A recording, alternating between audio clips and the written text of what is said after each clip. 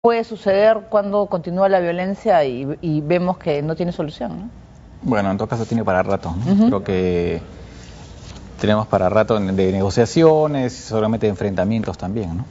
Muy bien, nosotros vamos a Moscú. El canciller ruso Sergei Lavrov ha comparado la situación en Ucrania con las crisis de África y el Medio Oriente. En tanto, la canciller alemana Angela Merkel ha pedido a Petro Poroshenko trabajar por la unidad de su país. La victoria electoral del magnate Petro Poroshenko no ha sido suficiente para mitigar las tensiones en Ucrania. Si bien por la mañana los prorrusos manifestaron haber liberado al grupo de observadores de la Organización para la Seguridad y Cooperación de Europa, OSCE, los representantes de esta entidad han señalado que otros 4 han sido secuestrados por armados en la zona de Severodonetsk, al oriente del país. Con ellos ya suman 9 los trabajadores con los que la OSCE ha perdido contacto. En tanto, en Donetsk, algunos separatistas han retirado las barreras ubicadas fuera de los edificios regionales desde hace varias semanas, que muchos residentes de la ciudad han recibido con alegría, aunque según los rebeldes solo están limpiando el camino para una salida rápida en caso de un ataque. Por su parte, la canciller alemana Angela Merkel, que ha seguido de cerca las elecciones y la situación ucraniana, ha pedido al presidente electo Petro Poroshenko a trabajar por la unidad de todos los ucranianos, con libertad y autodeterminación a través de métodos democráticos, según un mensaje enviado al empresario tras los resultados finales que le otorgaron un 54,7% de los votos. Sin embargo, el canciller ruso Sergei Lavrov ha comparado la crisis en Ucrania con las de África y Medio Oriente durante una reunión con su homólogo esloveno Karl Erjavec en Moscú. Ahora las crisis más difíciles que se han creado de manera triste han parecido como resultado de un impulso hacia el cambio de régimen y han llegado directamente del norte de África, Oriente Medio, Irak o Libia. Y en Ucrania las causas son en realidad las mismas, pero de todos modos debemos encontrar la manera de superarlos. Y lo principal es que todo el mundo se aleje de la violencia y comience en serio el diálogo sin condiciones previas. Esta declaración viene un día después de la firma del acuerdo para crear la Unión Económica Euroasiática entre Rusia, Kazajistán y Bielorrusia, una especie de reminiscencia al viejo control que tenía Moscú sobre las antiguas naciones soviéticas. Muy bien, hay diversos temas en la crisis de Ucrania. Uno de ellos es que, según el diario El País, Rusia ha ofrecido pues a Ucrania una tregua en la guerra del gas, porque ya estaba contra el tiempo, ¿no? Ya tenía una nueva fecha a partir del 1 de junio, que es este domingo, ¿no? Claro, en realidad el 3 de junio, había dicho que le iba a cortar.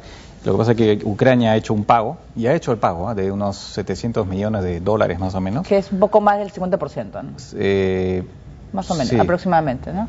Poco menos de repente. En fin, en todo caso son 700 millones de dólares, es un primer pago, y entonces sobre esa base se hacen las negociaciones para eventualmente llegar a un acuerdo, porque además no olvidemos que el acuerdo con Ucrania depende también del abastecimiento a la Unión Europea, ¿no? Entonces, por eso es importante también a ese nivel, ¿no? Poroshenko asume el 7, ¿no? El 7 de junio, va a ir Obama la próxima semana a Europa, ya se habla de una cita que van a tener ambos. ¿Se espera mucho de esto para una solución o las próximas acciones en Ucrania?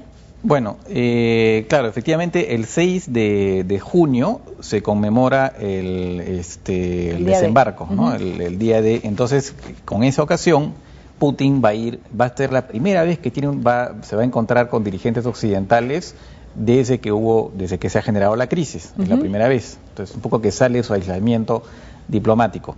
La idea es que va a ser recibido por Hollande, aunque no hay, hasta donde no se sabe que esté programada una reunión entre Putin y Obama, ¿no? Pero sí va a haber una cena en que estarán todos juntos. También ha sido invitado Poroshenko, el presidente electo de Ucrania, ¿no? Correcto. Entonces podría ser lo que Hollande, el presidente de Francia, como país anfitrión, podría eventualmente hacer, es intentar que se genere un diálogo en ese momento entre Poroshenko y Putin, ¿no? Entonces está tratando de ver, ¿no?, que haya un acercamiento en ese momento. Lo que pasa es que en el terreno la situación está muy complicada, ¿no? Y además es caótica. Es caótica a tal punto que incluso hay peleas entre los grupos separatistas, ¿no? La administración, entre comillas, de esa nueva república de Donetsk ha sido evacuada por las milicias, Entonces, incluso hay pillajes, desencuentros entre las propias, como dije, entre los propios separatistas, y además se confirma una vez más que hay rusos que han venido, ¿no?, a Ucrania para combatir al lado de los separatistas, ¿no? Claro, porque Poroshenko lo que quiere es terminar con todo esto, ¿no? De una vez, tiene que apagar el fuego, sí, ¿no? Él ha dicho claramente que va a continuar y va a reforzar aún más las operaciones de limpieza, entre comillas, como la llaman, antiterrorista, ¿no? Claro, porque la idea es, él asume y lo que desea es tener un país ya definido, no ya no dilatar este tema que hay en la zona este de Ucrania, y sobre todo es ya definir que se trata de territorio ucraniano y no ruso, y poner fin a esto. ¿Tú ves posible que se pueda llegar? Es complicado porque las operaciones de represión, también el riesgo, ¿no?, y se ha dado algunas víctimas civiles, entonces se combate a los separatistas, pero también el problema está en qué pasa con el ánimo de la población civil, porque si se generan muchos muertos, eso puede hacer que la cosa se voltee aún más en contra de las autoridades de Kiev. Poroshenko lo que quiere en realidad es efectivamente tratar de resolver ese tema, por otro lado acelerar la suscripción del acuerdo con la Unión Europea, pero al mismo tiempo dialogar con Rusia para, en todo caso, calmar un poco las aguas y decir que también están dispuestos a mantener buenas relaciones, ¿no?, con los rusos. Claro, porque bueno, entonces se viene pues una semana crucial, ¿no?, para el tema de Ucrania, y ayer Rusia ha formado esta suerte de como unión euroasiática con dos naciones pues que están a favor de ellos, ¿no?, y que es más una alianza política que económica. Eso es lo que quiere Rusia, ¿no?, es separarse totalmente de Europa. Claro, ¿no? Bueno, digamos que han apresurado la firma de eso porque para Rusia es muy importante mostrar que tiene socios, ¿no?, que por lo tanto las sanciones de los occidentales no le hacen mucha mella. Ya se dio el acuerdo con los chinos, que también logró desbloquearlo, seguramente ha tenido que, aunque no se saben los detalles, ha tenido que aceptar una rebaja del precio. Acá ha tenido que apresurar la firma de este convenio, que estaba también entrampado. Hace 6 meses, el 6 de mayo tuvieron una anterior reunión los 3 países y todo estaba bloqueado, porque Rusia estaba poniendo algunos elementos que les daban miedo, que quería, por ejemplo, cosas como que hubiera una moneda única, que hubiera incluso ir hacia una política exterior común, y los otros 2 países que están preocupados por el expansionismo ruso dijeron de ninguna manera, ¿no? Entonces ha forzado la firma, quitando que han hecho huecos en el acuerdo, ¿no?, han dejado varias partes en blanco y lo han firmado para poder mostrar, ya ven, yo también tengo mis socios. Entonces, claro, es un poco la figura, ¿no? Que no está solo pues en la región, eso es lo que quiere. Exactamente. En realidad el objetivo de Putin es ese, ¿no? Mostrar, ya ven, yo un poco como sacarles la lengua a los occidentales, ¿no? Ya ven, yo también tengo mis amigos. Muy bien. Ahora nos vamos con Siria. 3 países están preparando una resolución para someterla a votación ante el Consejo de Seguridad de Naciones Unidas sobre el envío de ayuda humanitaria. El Consejo de Seguridad de Naciones Unidas está evaluando una nueva resolución para enviar ayuda humanitaria a Siria, pero esta vez sin el permiso de Bashar al-Assad. Según informó el embajador de Australia ante Naciones Unidas el jueves, el 90% de ayuda humanitaria va a zonas controladas por el gobierno, mientras que los pobladores de ciudades tomadas por rebeldes no reciben alimentos ni medicinas. De acuerdo con quienes han tenido acceso al borrador, la propuesta preparada por Australia, Luxemburgo y Jordania contempla el ingreso de ayuda a través de las fronteras de Turquía, Irak y Jordania. Mientras tanto, diversas zonas del país continúan desangrándose. Según los últimos videos difundidos en webs insurgentes, las fuerzas leales al presidente Bashar al-Assad continúan bombardeando pueblos en la provincia de Damasco y Deraa, al sur de la capital del país.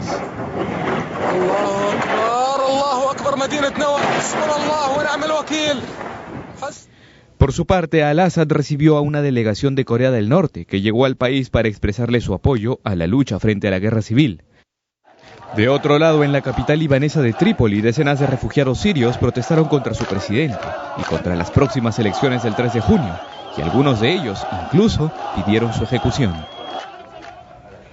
Muy bien, esto ocurre, bueno, cuando estamos ya a horas, ¿no?, de las elecciones que confirmarían, pues, que Bashar al-Assad continúa en el poder en unas elecciones, bueno, nada objetivas, pero que sobre todo continúa la violencia. Ha habido un nuevo ataque, nuevos muertos, y, y Occidente no hace nada. Bueno, ayer, el otro día estuvimos hablando de cómo Estados Unidos estaba pensando enviar consejeros militares para adiestrar a los rebeldes moderados, ¿no? Es una decisión que todavía no se ha tomado, pero que en todo caso ya hay una partida presupuestaria que ha sido aprobada por el Senado y por lo tanto normalmente tendría que ser adoptada, ¿no? Pero como ya hemos dicho tantas veces, el problema de ayudar a los rebeldes sirios es siempre el miedo a que las armas que se entreguen caigan en las manos de los extremistas. Por eso es que Occidente es tan prudente en esto, ¿no? Claro, además, por ejemplo, sí se ha confirmado que un ciudadano estadounidense natural de Florida es el que ha llevado a cabo el atentado suicida con bomba en Siria. Muchos de los ciudadanos norteamericanos que se pasan pues a esas organizaciones de Al-Qaeda, ¿no?, que son terroristas naturales de Occidente, que ahora lo han dejado todo y están pues... Ese es un gran problema. Es un gran problema no solamente para Estados Unidos, sino sobre todo para Europa. Ahí se calcula más de 3.000 ciudadanos europeos, más en realidad, que están combatiendo en Siria, y entonces el miedo es, una vez que, digamos, termine en algún momento la guerra, estos van a regresar a Europa, claro, con la experiencia militar que han adquirido, y bueno, pueden ahí en ese momento comenzar a hacer atentados en Occidente, ¿no? Entonces ese es un gran problema es uno de los graves motivos de preocupación, ¿no?, que deje esta guerra. Muy bien, ahora en medio de la crisis política, la Comisión Electoral de Libia ha convocado elecciones legislativas para el próximo 25 de junio. Libia celebrará elecciones legislativas en junio. Así lo ha determinado la Alta Comisión Electoral, pese a la crisis política que enfrenta el país africano. El proceso iniciará el 21 y 22 de junio para los libios residentes en el extranjero. En tanto, dentro del país, los comicios se realizarán el 25 de junio. En estas votaciones, los ciudadanos elegirán a los representantes del Congreso General Nacional, que ha fungido de Parlamento en reemplazo del Consejo Nacional de Transición, y permanecerá vigente hasta que se apruebe finalmente la Constitución de la República.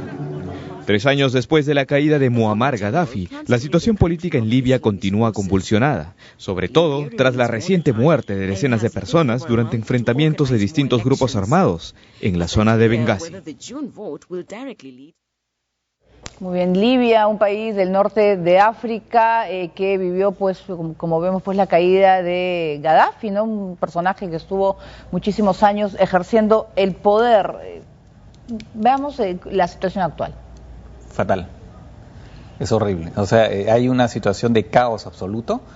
Ya se sabía, por ejemplo, que muchas de las armas que eran de Gaddafi están ahora en manos de grupos extremistas. Muchas han pasado también a países vecinos, ¿no?, y nutren, han reforzado grupos extremistas de los países vecinos.